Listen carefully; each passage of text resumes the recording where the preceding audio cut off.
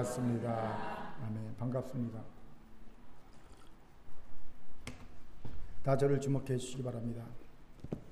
어제 제가 즐겨보는 김어준의 다스베이다라는 유튜브 채널에 유시민 작가가 게스트로 나왔더라고요. 유 작가가 아주 흥미로운 책을 출간했기 때문입니다. 아는 분도 있을 줄 아는데 책 제목이 그의 운명에 대한 아주 개인적인 생각이었습니다. 그의 운명에 대한 아주 개인적인 생각. 여기서 그가 누군지는 다들 짐작하실 줄 압니다. 용산에 계신 분이지요. 그 책에 도자기 박물관에 들어온 코끼리라는 제목의 장이 있어요. 이 비유적 표현은 얼마 전 유시민 작가가 모 프로에 나와서 했던 말을 제가 들은 적이 있었는데, 이 책을 쓰면서 생각했던 것을 미리 말한 것이라는 사실을 어제 알게 되었습니다. 여기서도 도자기 박물관에 들어온 코끼리가 누구를 비유하는지를 다들 눈치를 채셨을 겁니다. 그런데 사실 엄밀하게 말하면 도자기 박물관에 들어온 것은 코끼리가 아닙니다. 그럼요, 코끼리들입니다. 암수 한 쌍인지 아니면 암수 한 쌍을 거느린 대장 코끼리까지 해서 3마리인지는 정확하지는 않지만 아무튼 2 이상인 것은 분명해 보입니다. 대장 코끼리가 누군지도 짐작하실 수 있을 겁니다. 천자로 시작하신 분이지요. 그러니 생각해 보세요. 코끼리들이 도자기 박물관에 들어왔으니 도자기 박물관이 어찌 되겠습니까? 그 귀한 국보급 보물급 도자기들이 산산이 깨지는 참극이 일어나지 않겠습니까? 지금 우리나라가 딱 이 모양이라는 겁니다. 이건 코끼리의 잘못이라고 단정지어 말할 수 없는 부분이 있습니다. 왜일까요? 코끼리는 그저 본능에 충실하게 행동했을 뿐이기 때문입니다. 뭐 알아서 하는 게 아니에요. 그냥 본능에 충실하게 행동하다 보니까 도자기 박물관을 박살내고 있는 것 뿐입니다. 그럼 누구의 잘못입니까?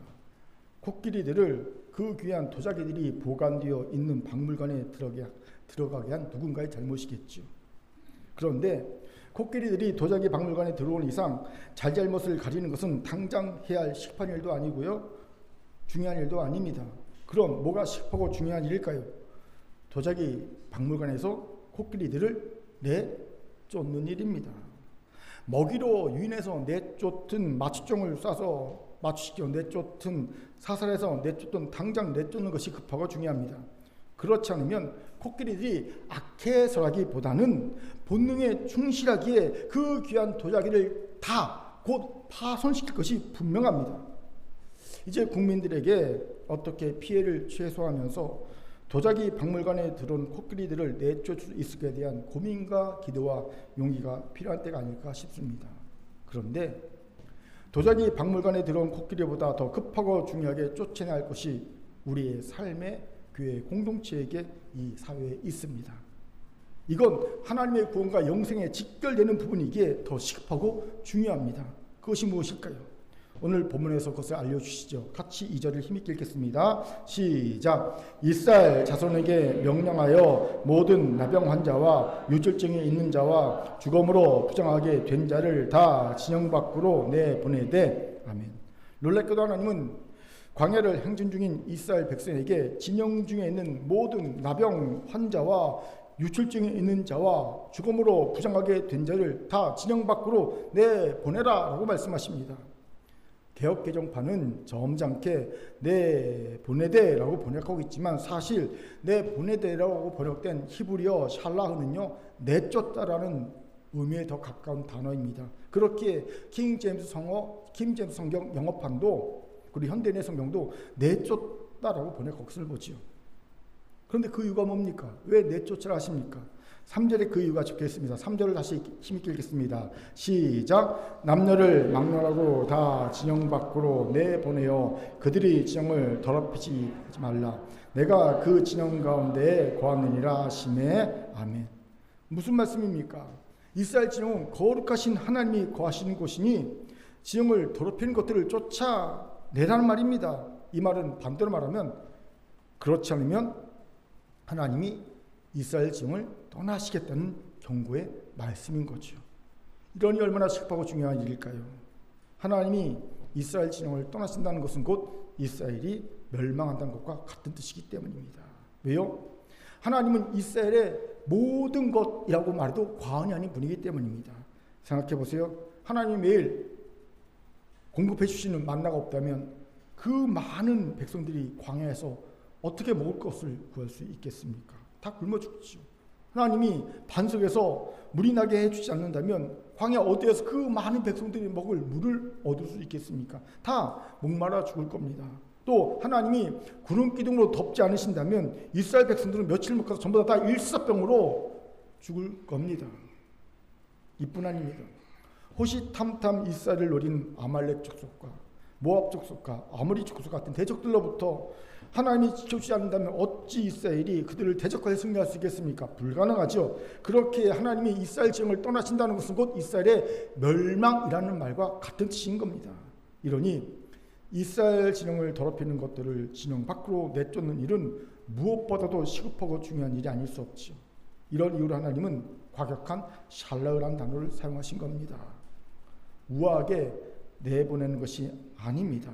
문득 이 부분을 묵상하는데 도자기 박물관에 들어온 코끼리들도 우아하게 내보내겠다는 생각은 어쩌면 현실 불가능한 너무 이상적인 생각일지 모른다는 생각이 문득 들더라고요. 아무튼 여기서 오해가 없어야 합니다. 이 말씀을 문자 그대로 받아들이면 절대로 안 된다는 겁니다. 여러분, 성경은 적어도 최소한 2000년 이상이라는 시간적 차이가 있는 말씀입니다. 그뿐입니까? 성경이 쓰인 환경과 문화와 오늘 성경을 읽는 우리가 처한 환경과 문화의 차이도 심각합니다. 그렇게 성경을, 특히 구약의 율법서를 문자 그대로 해석하면 심각한 문제가 야기될 수 있지요. 예를 들어 안식일에 나무를 하다가 잡힌 남자를 안식일법을 어겼다고 해서 돌로 쳐서 죽이는 일이 성경에 기록되어 있지 않습니까? 이것을 문자 그대로 해석한다면 여기에 살아남을 성도들 하나도 없을 겁니다. 그렇기에 서기가 필요합니다. 서기란 시대와 환경과 문화가 다른 상황에 주어진 말씀을 오늘의 우리의 상황에 맞게 재해석하는 겁니다. 즉 문자 그대로가 아닌 그 문자에 담긴 속뜻, 하나님의 진짜 속뜻, 그 정신을 찾아서 오늘의 우리의 상황에 맞게 적용하는 것이 서기입니다. 방금 전에 안식일에 나무란 이를 돌로 쳐서 죽인 사건도요, 서기라면요, 주일에 모든 일을 멈추고 안식하는 것을 하나님은 자신을 왕으로 섬기고 있다는 증거로 보신다는 겁니다. 네가 안식일에 안식해? 나를 왕으로 섬기겠구나. 이렇게 보신다는 거예요. 즉 안식하지 않는 것은요, 하나님을 왕으로 섬기지 않고 있다는 증거일 수 있습니다. 그런 이에게 사망만이 주어질 뿐 영생과 구원은 없다는 것을 해석하는 것이 안식일에 나무라는 사람을 돌로 쳐 죽인 일에 대한 서기인 겁니다. 마찬가지로 나병 환자, 유출 환자와 부정하게 된 자를 진영 밖으로, 공동체 밖으로 내쫓아야 한다는 말씀도 서기해야 합니다. 그럼 서기를 통해 주신 이 말씀의 교훈은 무엇일까요? 같이 알아봅시다. 먼저 나병 관리해 봅시다. 사실 성경에서 말하는 나병은 우리가 아는 나병과 조금 다릅니다. 성경에서 말하는 나병은 모든 악성 피부병을 총칭하는 개념으로 보면 맞습니다. 성경은 특히 나병에 대해 많은 부분을 할애해서 그 분별법과 그 처리법을 자세히 알려주시죠. 그럼 나병은 어떻게 서기해야 합니까? 단순히 전염병이 공동체에 만연하는 것을 방지하기 위해 격리하라는 정도로 해석하면 될까요? 물론 그래도 됩니다. 하지만 왠지 이런 교훈만 주시기에 레위기 13, 14장 두 장에 걸쳐서 나병에 대해 자세히 알려주는 것은 아닌 것 같습니다. 그럼 무슨 숨은 뜻이 있을까요? 이를 알기 위해선 나병의 증상을 알 필요가 있지요. 나병이 심해지면 나타나는 증상이 뭡니까? 눈썹이 빠지고 코가 썩어 문드러지고 손가락 발끝이 썩습니다. 제가 어릴 때 나병 환자를 본 적이 없어요. 대신 이런 경험을 했습니다. 막 놀고 있는데 갑자기 누가 문둥병자다 그러면요, 놀래서 다다다닥 집으로 도망갔던 기억은 있어요. 왜요? 그 당시에 괴담이 돌았어요. 문둥병 환자들이, 나병 환자들이 어린아이의 간을 빼서 먹는다는 그런 괴담이 돌았거든요. 그래서 놀다가 누가 그런 장난스럽게 말하면요, 도망쳤던 기억은 있습니다. 실제로 본 적은 없어요. 나이 들어서 봤습니다. 나이 들어서 소록도에 방문했을 때 비로소 나병 환자들을 처음으로 봤습니다. 말로만 뜬 모습 그대로 정말로 눈썹이 없고요, 코가 문드러져 있고요, 손발이 문드러져 있습니다. 피부 여기저기가 다 썩어 문드러져 있었습니다.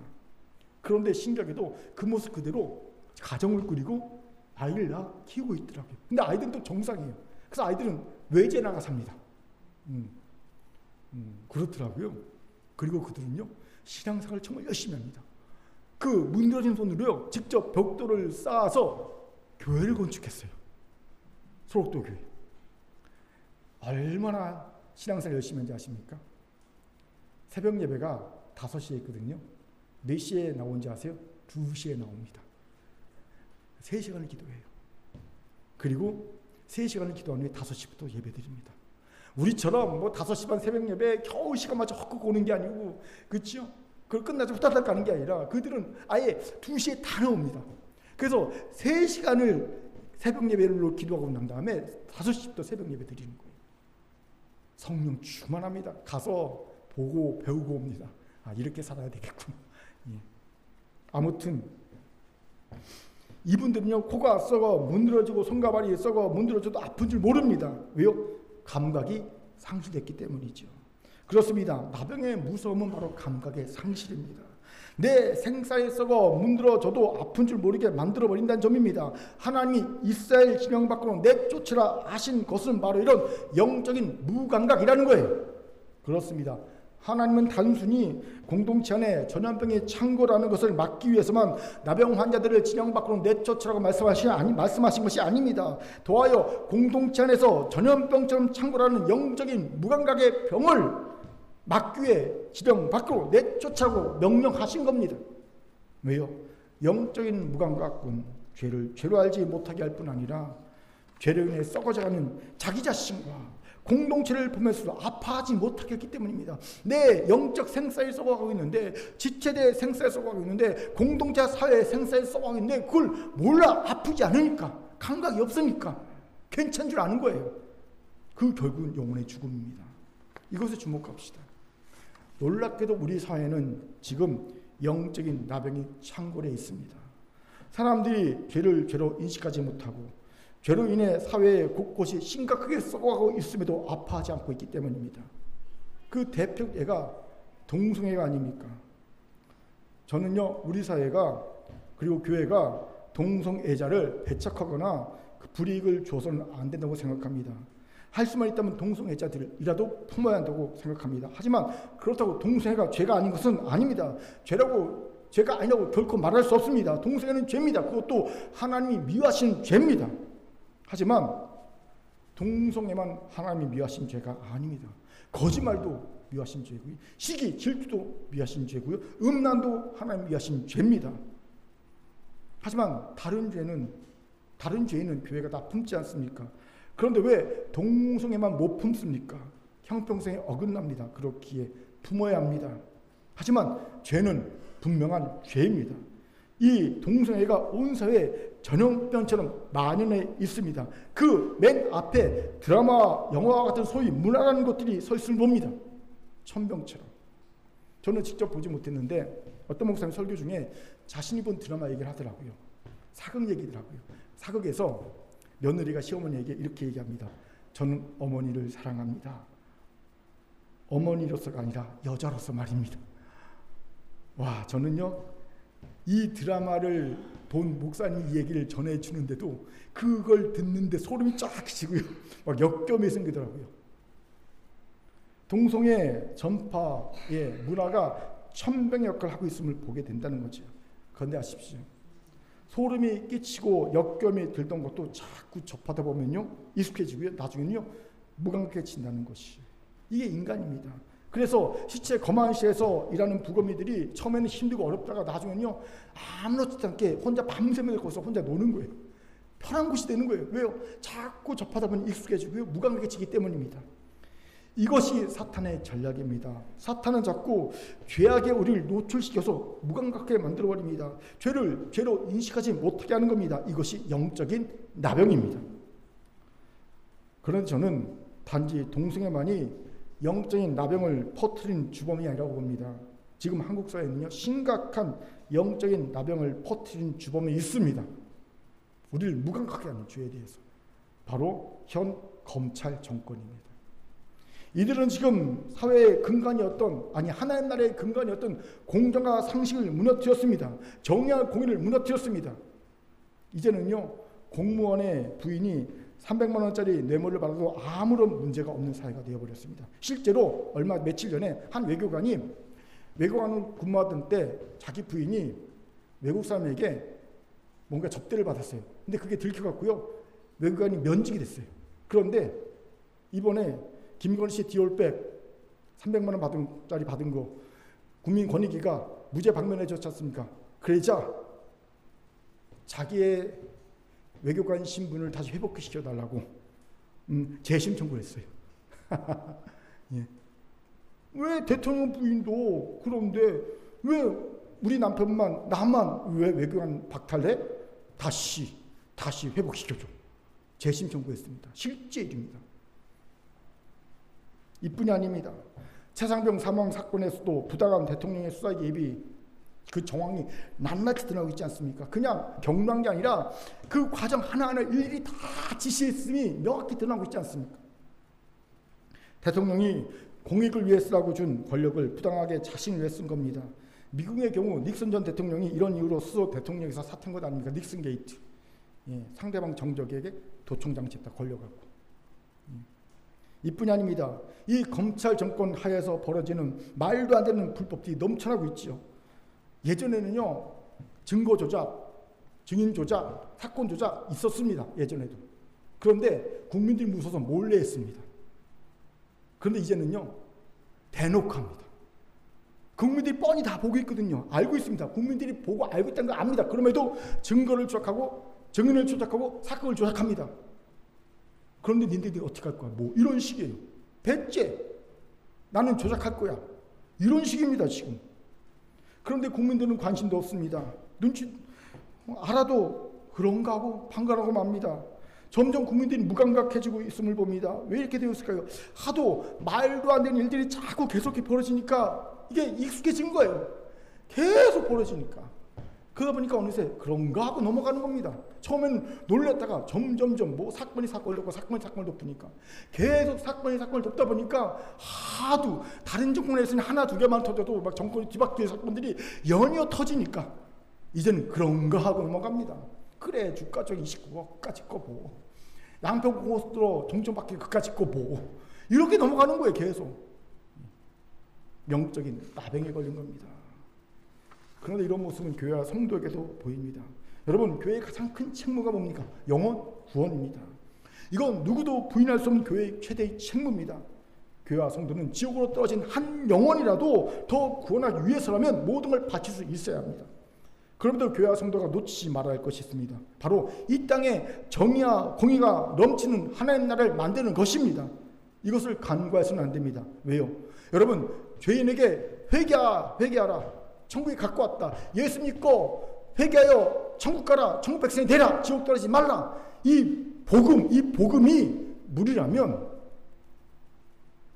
하나님 나라는요, 그 물을 담는 컵과 같기 때문입니다. 여러분, 컵이 더러우면 물을 먹을 수 있습니까? 못 먹습니다. 아무리 깨끗한 물을 부어도 컵이 오염됐으면요, 그 물을 먹는 사람 없습니다. 그렇기에 컵의 역할하는 공의와 정의가 넘친 하나님 나라를 만드는 것, 이것도 죄인에게 회개하라, 천국이 가까웠다, 예수 믿고 구원받아라, 이 복음을 전하는 것만큼이나 중요한 일입니다. 이 둘은 절대 놓치면 안 되는 두 가지입니다. 그런데 안타까운 현실은요, 교회와 성도들이 이 하나님 나라에 대해 무관심합니다. 심지어 저는요, 영향력 있는 대형교회 목사고, 설교하면요 조회수가 막 2만 3만 나오는 대형교회 목사고, 제가 드물게 저는 다른 사람 설교를 거의 듣지 않습니다. 근데 드물게 제가 설교를 몇 번 찾아본 설교 잘하는 목사고, 그럼에도 불구하고 하나님 나라에 대해서 1도 관심이 없고 오직 죄인을 회개케 하는 복음에만 관심이 있고 그것만이 교회의 사명이다라고 말하는 일을 보기도 했습니다. 제가 너무 가슴이 아프더라고요. 저 정도 영향력에 저 정도 설교를 잘할 수 있는 분이 왜 교회의 사명을 죄인을 회개시키고 지옥 가는 죄인을 천국 보내는 것, 이것만이 교회의 사명입니다라고 말하고 있을까? 이것이 한국교회의 한계구나 안타까웠어요. 그런데 아십시오. 우리 사회가 도덕적으로 타락해가는 것을 보고도 아파하지 않고 방황하는 자에게 하나님 무섭게 진노하신다는 겁니다. 단테의 신곡에 이런 말이 있죠. 예전에 한번 소개한 적이 있습니다. 다시 소개합니다. 지옥에서 가장 뜨거운 것은 도덕적 위기가 닥쳤을 때에 중립을 지키는 자를 위해 마련되었다. 여러분, 지옥에서 가장 뜨거운 것은요, 다른 이가 가는 곳이 아니라 도덕적 위기가 닥쳤어. 즉 하나의 나라의 정의와 공의가 붕괴되었을 때 그때 또 나는 중립을 지킬 거야. 이렇게 말하는 자를 위해 마련되어 있다는 겁니다. 우리의 모습이 아닙니까? 그렇게 살아가는 금교회 성도 여러분, 영적인 나병을 내쫓읍시다. 개인의 죄와 공동체의 죄에 대해 점점 무감각해져서 전혀 아파하지 않고 방관하는 죄악을 진영 밖으로 쫓아냅시다. 이제 여러분 자신과 우리 공동체를 돌아봅시다. 이 영적인 나병에 창궐하고 있지는 않습니까? 그렇다면 이제 중보 기도해야 합니다. 아십시오. 영적 나병을 치유하는 영적 나병의 백신은요, 중보 기도입니다. 왜요? 중보 기도는요, 내 삶의 일부를 떼어주는 사랑의 행위이기 때문입니다. 관심과 사랑이 없으면 절대 중보하지 못합니다. 그렇기에 영적 나병에게 치명적인 백신은요, 중보 기도입니다. 그렇게 이제 지체를 위해, 공동체를 위해, 한국교회와 한국 사회를 위해 중보합시다. 무감각과 방관의 영적 나병이 치유될 줄 믿습니다. 아멘. 자, 저를 따릅시다. 중보 기도로 무감각과 방관에 몇 번 보면서 영적 나병을 치유합시다. 시작. 영적 나병을 치유합시다. 아멘. 두 번째로 유출 환자에 대해 알아봅시다. 유출병은 한마디로 몸에서 고름이 나오는 모든 질병을 총칭하는 것이죠. 그런데 고름이 뭡니까? 오염된 상처가 골마서 생기는 누르스름하고 끈적거리며 고약한 냄새가 나는 액체입니다. 이런 고름의 주성분은요, 단백질이 풍부한 묽은 체액과 신체의 면역 반응에서 나온 죽은 백혈구로 구성되어 있습니다. 즉 고름의 대부분은요, 물이라는 거예요. 물로 이루어진 게 고름입니다. 이 물에 주목합시다. 물에 해당하는 히브리어가 마임입니다. 이 히브리어 마임은요, 히브리어 단어 맴, 요드, 맴으로 이루어져 있습니다. 다음에 넘겨주세요. 맴, 히브리어는요, 오른쪽부터 읽어요. 맴, 요드, 맴으로 쓰여져 있어요. 히브리어 알파벳 13번째 단어인 맴에는요, 물이라는 뜻이 있어요. 저게 상형문자인데요. 원래 저 단어는 물결치는 거에서 이렇게 만들어졌거든요. 물결치는 것이 변하면서 저런 모양이 된 거예요. 맴. 그런데 이 맴에는 물이라는 뜻 외에도 또 다른 뜻이 있습니다. 바로 진리라는 뜻입니다. 그렇게 진리를 뜻하는 히브리어가 메트인데 메트라는 단어 중간에도 맴이 들어가요. 진리가 에메트인데 에메트의 중간 단어, 세 단어로 이루어진 에메트의 중간도 맴이 들어갑니다. 이런 물을 진리로 해석한 사례는 에베소서 5장 26, 20절에 나타납니다. 같이 읽겠습니다. 같이 읽죠. 시작. 이는 곧 물로 씻어 말씀으로 깨끗하게 하사 거룩하게 하시고 자기 앞에 영광스러운 교회로 세우사 티나 주름 잡힌 것이나 이런 것들이 없이 거룩하고 흠없게 하려 하십니다. 아멘. 바울이 말한 바가 뭡니까? 물로 씻는 것이 곧 말씀으로 씻는 것, 깨끗하게 하는 것, 즉 진리로 깨끗하게 하는 것이라고 말합니다. 즉 물이 진리를 뜻하고 있음을 전제하며 이 말을 하고 있는 거예요. 물은 곧 진리라는 개념이 있어요. 그런데 유출병은요, 그 진리의 물이 썩은 것 아닙니까? 즉 진리가 썩어버린 겁니다. 하나님은 이런 썩어버린 진리를 진영 밖으로 내쫓으라고 명령하신 겁니다. 이것이 바로 유출병에 대한 해석입니다. 이것 주목합시다. 썩은 음식보다 더 위험한 것은 썩은 진리입니다. 썩은 음식이야 최악의 경우 우리의 생명을 앗아갑니다. 죽으면 그만입니다. 하지만 썩은 진리는 우리의 영혼까지도 죽입니다. 즉 지옥으로 가는 급행열차를 타게 합니다. 우리는 그런 일 주변에 흔히 보지 않습니까? 이단 사이비의 썩은 진리를 먹고 그 영혼이 죽어버린 이들입니다. 저는 예전에 이들을 이해하지 못했어요. 내가 들어보면 곰팡이 피고 썩은 내가 진동하는 그 말에 어떻게 저렇게 혹할까? 그것을 절대 진리랑 믿고 그것에 목숨을 걸까? 그들 심심하게 봤거든요. 제 주변에 너무 많았습니다. 군대에 있을 때 특공대 분대장이 JMS 정명석 교주가 있는 JMS 교도였거든요. 아침에 일어나면요, 관물대 딱 열고요, 정명석 사진이 딱 있어요. 김일성 사진처럼 절합니다. 큰 절합니다. 일어나시면 큰 절 딱 하고요. 일주일 내내 뭐 하는지 아십니까? 정명석이 주일 설교 있어요. 쌍욕을 이루어졌습니다. 걔는요, 설교가 대부분 욕입니다. 예, 육두문자입니다. 바나나, 딸기, 사과 막 그런 말이 잔뜩 들어가 있어요. 그걸요 다 외웁니다. 여러분, 제 설교를요 외우고 있는 분이 있습니까? 토시안 안 틀리고 제목만 이렇게 기억하면 참 좋겠어요. 근데 정명석 설교를 매주 외웁니다. 완벽하게 외웁니다. 애가 참 착해요. 잘생겨. 저한테 잘해줘서는 되게 좋았어요. 근데 보니까 이유가 있었어요. 꼬시려고. 잘해줬더라고요. 아무튼 달달달 외우고 삽니다. 와, 저는요 이해가 안 됐어요. 아니, 저런 쓰레기 같은 설교라는 것을, 정명석이 초등학교밖에 안 나왔잖아요. 쓰레기 같은 육두문자 있는 저 설교를 왜 외우고 다닐까? 미쳤나 보다. 이해가 안 됐어요. 그런데 우연히 옛 기억이 떠오르면서 그 의문이 풀렸던 적이 있습니다. 제가 어릴 때 보통 집에서 키우는 개들이 아침 다 풀어놓습니다. 왜요? 밖에 나가서 똥 싸고 오라고. 그래서 동네에 보면 골목길에 개똥 많습니다. 개똥 보는 건 흔하고요. 재수 없으면 밟기도 합니다. 저도 여러 번 밟아봤습니다. 그러니 간혹 골목길 가다가 개를 만나서 물리는 일도 있었죠. 그런데 간혹 역겨운 것을 볼 때가 있어요. 뭔지 아세요? 개가 누군가의 똥을 먹는 것을 볼 때입니다. 저는 그때 깨달았어요. 왜 똥개라고 하는지. 그냥 똥개는요, 진짜 말 그대로 똥을 먹기에 똥개더라고요. 이게 똥인지 음식인지 구분 못하고 먹기에 똥개더라고요. 와, 그때 사실 개에 대해 부정적 선입견이 확 바뀌었습니다. 아, 개는 똥개구나. 그 체험을 제가 깨달은 것이 있어요. 이 기억이 딱 떠오르더라고요. 왜 이단에 빠진 이들이 썩은 내가 진동하는 부패한 말을 목숨처럼 여기고 먹으려고 하는지를 알겠더라고요. 왜일까요? 그들은 이미 하나님의 형상이 파괴되어 짐승처럼 되어버렸기 때문입니다. 아십시오. 정상적인 사람이라면 그가 신자가 아니라도 이단의 설교를 못 듣습니다. 일단 영적인 존재이라 사람은 냄새가 납니다. 부패한 게 느껴지기 때문입니다. 아, 정말 안 좋은데? 라는 게 느껴지거든요. 하물며 하나님의 자녀들이 어찌 이단의 설교에 귀를 기울일 수 있겠습니까? 들으려고 해도 들을 수가 없습니다. 바로 막 역겹고요, 영적 구토가 납니다. 그 말씀 다 토해내게 됩니다. 그렇게 이단에서 하는 말씀 공부에 빠진 이들을 보면 사실 정상적인 이들이 거의 없어요. 영적으로나 정서적으로나 환경적으로 심각한 문제가 있는 이들이라는 공통점을 흔히 발견하게 됩니다. 그런데 우리가 진짜 경계할 것은 이것만이 아닙니다.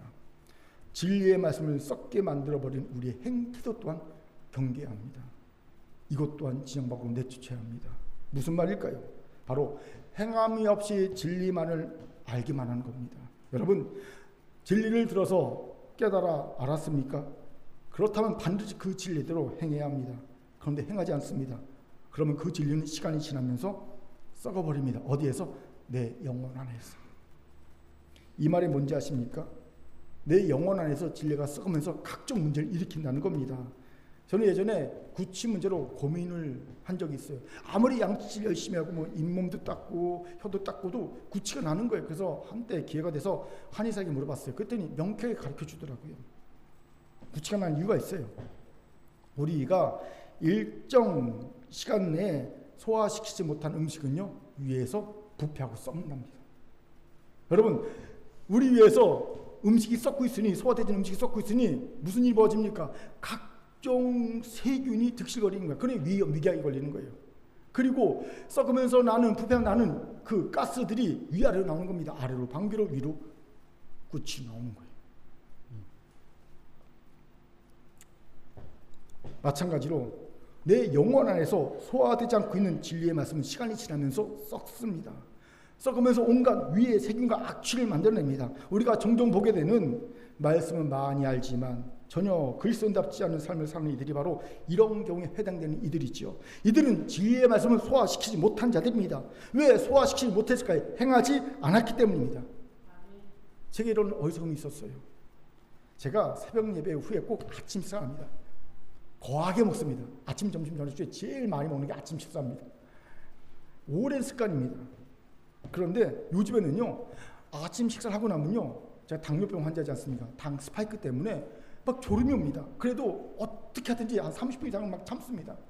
졸음을 꿋꿋하게 참습니다. 30분 이상은요, 버팁니다. 3, 40분. 그런데 나도 모르게 그 정도 지나면요, 스르르 소파에 누워 잠이 듭니다. 한 3, 40분을 자는 것 같아요. 1시간 미만으로. 그리고 이럽니다. 자, 그러면요, 아침 먹은 게 소화됐을까요? 안 됐을까요? 안 되죠. 더부룩합니다. 그래서 요즘에는요, 웬만하면 아침 식사량을 줄여고 합니다. 아침을 안 먹는 게 제일 좋겠지만 오랜 습관이라 안 먹을 수는 없고 줄입니다. 그럼 조금 낫긴 합니다. 마찬가지로 여러분, 진리의 말씀을 먹었습니까? 그럼 움직여야 합니다. 그 말씀대로 행해야 합니다. 그래야 소화도 되고 그 진리가 나를 그리스도인답게 살게 하는 영양분이 되어줍니다. 나를 건강 그리스도인으로 만들어줍니다. 그런데 우리는 꼭 아침 식사하고 누워버린 저처럼 행하지 않는 거예요. 결국 먹은 진리의 말씀은 우리 안에서 썩어버리고 맙니다. 영혼이 쇠약해지고 그 삶의 냄새도 나며 더부룩해서 더 이상 진리의 말씀 먹을 수 없는 지경이 되는 거예요. 전 주일마다 행하지 않았기에 하나님이 주신 진리의 말씀이 그 안에서 영혼 안에 썩고 부패되어 있는 그 더부룩한 상태로 그 영혼이 그 쇠약해져 있는 성도들을 많이 봅니다. 여러분, 그런 성도들이 새로운 말씀을 주면 그 말씀을 먹을까요? 못 먹습니다. 지금 체해 있는데, 소화불량인데, 더부룩한데 아무리 맛있는 말씀을 줘도 그 말씀을 받아 먹겠냐는 겁니다. 못 먹습니다. 그러니 어떡합니까? 교회 와서 눈 감고 있거나 딴 생각하고 있거나 졸고 있거나 그냥 앉아있다 가는 거예요. 못 먹고 가는 겁니다. 그렇게 진리의 말씀 먹었습니까? 그렇다면 반드시 즉시 행하십시오. 소화시키십시오. 괜히 야고보 기자가 행함이 없는 믿음은 죽은 믿음이라고 말한 것이 아닙니다. 체해서 죽을 수 있기 때문이에요. 급체해 있지 않습니까? 급차면 죽잖아요. 여기에 사단의 강교함이 있어요. 사단은 진리의 말씀을 듣기만 하고 절대 행하지 않도록 우리를 유혹합니다. 어떻게 해요? 그런 분위기, 그런 문화를 만들어버리는 겁니다. 그리고 어느새 이 전략은 성공적인 결과를 낳고 말았습니다. 그 증거로 교회와 성도들을 보면 어느새 진리의 말씀대로 행하지 않는 것을 당연시 여깁니다. 그 밑에는 이런 오해가 존재하고 있음을 봅니다. 사단이 준 오해입니다. 첫째 오해는요, 야, 그건 목회자나 일부 헌신자나 하는 것이지 나 같은 평범한 신자에게는 어려운 일이야. 이런 오해가 있어요. 둘째는요, 야, 요즘 누가 말씀대로 행하면서 하니? 다들 적당히 자기 형편 봐가면서 행하는 것이지 라는 오해가 있어요. 세 번째 오해는요, 야, 말씀대로 행하면 세상에서 뒤지거나 손해를 봐. 치열하게 사는 세상에서 낙오되거나 뒤처지기 일수야. 그럼 바보 같은 짓을 왜 해? 이런 오해를 사단이 깔아주는 거예요, 세상에. 혹시 우리 중에도 이런 오해를 가진 이가 있습니까? 있다면 사단이 만든 분위기와 문화에 속았음을 깨달으시기 바랍니다. 그리고 이제는 반대로 진리의 말씀대로 행하는 분위기, 문화를 조성하시기 바랍니다. 큰 교회는 깨달은 말씀대로 무조건 행하는 것이 문화고 전통이야. 이렇게 자연스러운 말이 오갈 수 있게 만드시기 바랍니다. 이것이 유출병을 시장 밖으로 내쫓으라는 하나님의 말씀에 담긴 하나님의 명령을 아시기 바랍니다. 아멘. 자, 저를 따라합시다. 큰 교회는 깨달은 말씀대로 무조건 행하는 것이 옆분 보면서 문화고 전통입니다. 시작. 문화고 전통입니다. 아멘. 세 번째로 죽음으로 부정하게 된 자에 대해 알아봅시다. 왜 하나님이 죽음에 접촉한 자를 부정하다 하시면서 진영 밖으로 일정 기간 동안 내보내라고 하신 겁니까? 만약 이 말씀을 그냥 서격이 받아들인다면요, 장의업에 종사하는 분들은 주일 예배 못 드립니다. 예. 그렇게 서기가 필요하죠. 당시에 취약한 유생간염을 생각해보면 이런 명령에는요, 나병처럼 전염병이 공동체를 휩쓸 위험을 차단하기 위한 조치를 이해할 수 있죠. 여러분, 죽음을 후하면서 생긴 각종 세균과 벌레들이 충분히 공동체의 위생을 위협할 수 있지 않겠습니까? 그런데 이런 경우도 이런 위생적인 차원을 넘어선 의미를 발견할 수 있죠. 무엇일까요? 바로 죽음의 문화를 우리 가운데서 내쫓으라는 겁니다. 목사님, 죽음의 문화가 도대체 뭡니까? 이에 대해 프란치스코 교황이 세월호 참사 때 한국에 와서 미사를 집전한 적이 있거든요. 그때 한 말에서 죽음의 문화가 무엇인지를 정확히 얘기해 주고 있어요. 소개합니다. 모든 남성과 여성과 어린이의 존엄성을 모독하는 죽음의 문화를 배척하십시오. 여러분, 죽음의 문화가 뭔지 감이 잡히십니까? 죽음의 문화는 인간의 존엄성을 모독하는 문화를 총칭하는 겁니다. 모든 인간의 존엄성을 무시하는 것들, 그건 죽음의 문화입니다. 예를 들어 우리가 꼭 기억해야 할 이채양명주, 뭐지요? 이태원 참사, 차상명 사건, 양평 고속도로 종점 변경, 명품백, 주가 조작, 이거 반드시 진리를 밝혀내죠. 예. 이중 이채에 해당하는 이태원 참사나 차상병 사망 사건 의혹 등은요, 죽음의 문화입니다. 왜입니까? 안타까운 죽음에 대해 너무나도 아무것도 아닌 것처럼 취급했기 때문입니다. 분향소에 이름도 없고 사진도 없고 명패도 없는 분향소가 어디 있습니까? 나라에서 그렇게 분향소 차려놓고 분향하라 끝났다 이렇게 말해버리지 않습니까? 그저 자신들에게 조금의 불이익이 갈까봐 온갖 권력을 남용할 진실을 은폐하기에 바빴지 않습니까? 이건 인간의 존엄성을 모독하는 행위입니다. 그들의 잘잘못을 떠나서 죽음을 모독하는 행위지요. 우리 그리스도인들이 왜 이런 처사에 대해 의문을 일으키고 다시는 이런 일이 재발하지 않도록 책임자들 끝까지 엄벌해야 한다고 소리를 높여 하는지를 여기서 알 수 있지요. 죽음의 문화를 진영 밖으로 내쫓아야 하는 사명이 우리에게 있기 때문입니다. 그런데 이와는 결이 다르지만 죽음을 미화하는 것도 죽음의 문화입니다. 2000년대 영화로 평단과 관객의 찬사를 받은 영화가 있어요. 이병헌 씨가 주연한 번지점프를 하다라는 영화입니다. 제가 그 영화를 봤거든요. 그 영화에서 주인공 인우, 이병헌 씨가 연기를 했죠. 인우는 가슴 아픈 사랑에 상처가 있습니다. 첫사랑의 여인 태희가 만나기로 한 날 교통사고로 죽음을 당했기 때문입니다. 하지만 인우는요, 그 상처를 숨기채 결혼해서 딸 하나를 놓고 그리고 고등학교 국어교사로 평범하게 살아갑니다. 그런데 그래서 그 반에 한 남학생이 있어요. 현빈이라는 남학생이 있습니다. 근데 현빈을 보면서 인우는요, 자꾸만 옛 연인, 죽은 여인 태희가 생각납니다. 왜요? 자꾸 반복되는 것들이 그 태희의 모습과 비슷한 거예요. 뭔가 말하는 것도, 뭔가 좋아하는 것도 자꾸만 태희가 연상되게 하는 겁니다. 그러면서 처음엔 부정했지만 점점 이 현빈이 죽은 연인 태희의 환생이라는 확신을 가져갑니다. 그러다 결국은 확신하게 되죠. 그걸 고백합니다. 물론 미친 사람들이 듣죠. 그리고 학교를 그만두고 이 인우는요, 죽은 연인 태희와 만나기로 한 기차역에서 태희를 기다립니다. 그런데 현빈이 갑자기 불현듯 태희의 기억이 막 떠오르는 거예요. 자기 안에 보지도 않은 태희의 기억이 떠오르면서 자기가 내가 인우가 말한 대로 내가 태희의 환생이구나 하는 걸 깨닫습니다. 그리고 그는 기차역으로 가죠. 그리고 눈물의 죄를 인우와 현빈이 합니다. 그리고 장면이 바뀝니다. 이 둘이 뉴질랜드의 유명한 번지점프 장소에 딱 서 있습니다. 둘이 환하게 서로 보면 웃으면서 두 손을 꼭 잡고 멋지게 수백 미터 절벽을 번점을 탁 합니다. 그런데 보니까 그들의 발에는 안전장치가 묶여있지 않았어요. 그리고 영화는 끝납니다. 저는 이 영화를 보는 내내 불쾌 했고요. 보고 나서 찜찜했습니다. 제가 거부하는 환생이나 자살이니 하는 것들이 너무 아름답게 미화됐기 때문입니다. 바로 이것이 죽음의 문화입니다. 죽음을, 자살을 아름답게 미화하고 포장하는 것도 죽음의 문화이기 때문입니다. 그런데 우리가 진영 밖으로 내쫓아야 할 죽음의 문화는 이외에도 우리 주변에 많습니다. 무엇일까요? 예를 들어 가진 것으로 인간의 존엄성을 판단하는 물질 만능주의도 죽음의 문화입니다. 내쫓아야 합니다. 아파트 평수 사람을 평가하고 학력으로 평가하고 이거 지위로 평가하고 이거 죽음의 문화입니다. 내쫓아야 합니다. 또 우리 사회에 만연한 갑질도 인간의 존엄성을 파괴하게 죽음의 문화입니다. 신앙적 측면에서 보면 이단 사이비에 대해서 보게 되는 착취와 학대도 죽음의 문화입니다. 제가 탐사 보도를 보다가 깜짝 놀란 게 있어요. 주일에 사이비 목사로 추정되는 여자 목사 사무실에 30대 부부가 무릎을 꿇고 앉아 있었어요. 사이비 여자 목사가 예배 후에 이 30대 부부를 막 바나나, 딸기, 사과 욕을 막 하며 육두문자 쓰면서 막 구타하기 시작합니다. 이거 뭔지 아세요? 여자가 낯빛이 어두웠다는 거예요. 왜 낯빛이 어두웠냐면요, 3번 유산했는데 왜 유산했냐면 교회에서 너무 중노동을 시키고요. 중노동 때문에 유산한 거야.